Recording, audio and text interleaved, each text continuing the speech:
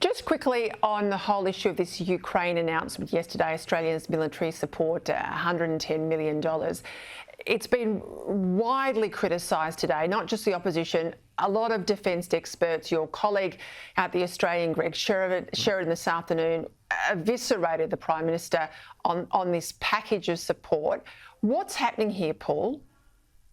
Well, what's happening here is essentially two things. I think the government has been relatively modest in terms of what it's giving Ukraine, and there's criticism of this from independent observers. But the other thing that's happening is that the opposition under Peter Dutton has supported, by and large, what the Albanese government has done in terms of foreign policy and national security and defence policy. But the opposition is always looking for areas here where it can legitimately criticise the government. And it's found one on this Ukraine issue, and it will continue to look for these issues in the future, given the fact that there's no increase in the defence budget over the forward estimates.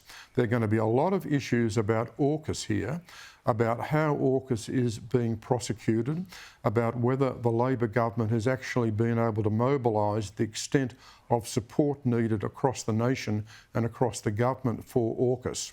So we're essentially in a position here where the Dutton-led coalition is supporting, in principle, national security and defence, but it's also looking all the time for opportunities for distinction between the government and the Liberal Party.